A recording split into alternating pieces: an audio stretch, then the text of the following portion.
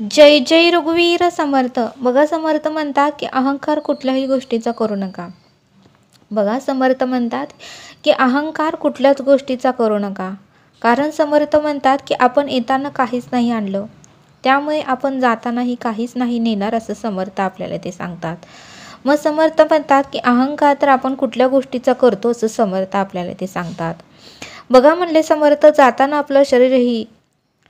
जाताना आपलं शरीर आपलं देहही आपल्याबरोबर येत नाही. मग अहंकार आपण कुठल्या गोष्टीचा का करायचा, असं समर्थ आपल्याला ते सांगतात.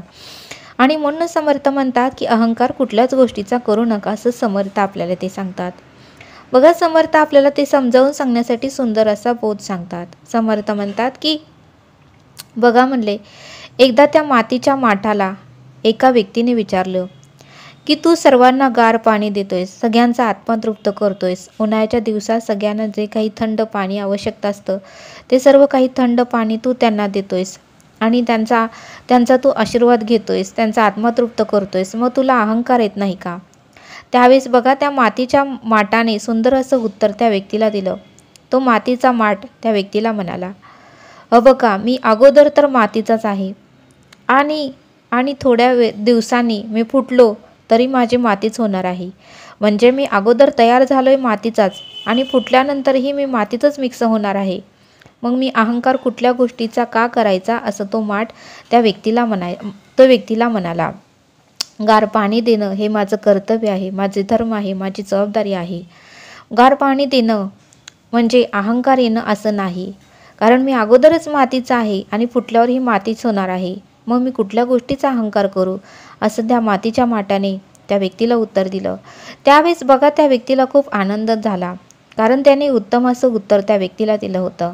आणि मग मात्र ज्या व्यक्तीने त्याला प्रश्न विचारला होता त्या व्यक्तीमध्येही भरपूर अहंकार होता, पण त्या माठाचं उत्तर ऐकून त्या व्यक्तीमधलाही अहंकार कमी झाला, असं समर्थ आपल्याला ते सांगतात.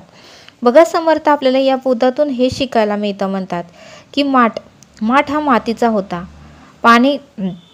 अगोदर तो माठ पाण्याने भरलेला होता, तो माठ अगोदरच मातीचा होता, त्यामुळे फुटल्यावरही त्याची मातीच होणार होती. आणि म्हणून तो माठ म्हणाला, मी अहंकार कुठल्या गोष्टीचा करू.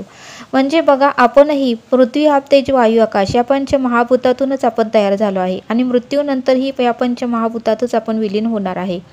मग अहंकार आपण कुठल्या गोष्टीचा का करायचा, असं समर्थ आपल्याला ते सांगतात. म्हणून समर्थ म्हणतात की आपण येताना काही आणलं नाही, जातानाही काही नेणार नाही, आपला देह आपलं शरीरही आपल्यासोबत येणार नाही. मग अहंकार कुठल्या गोष्टीचा का करायचा, असं समर्थांनी आपल्याला ते सांगितलं. तरी आता आपण येथेच थांबूया. धन्यवाद. जय सद्गुरू.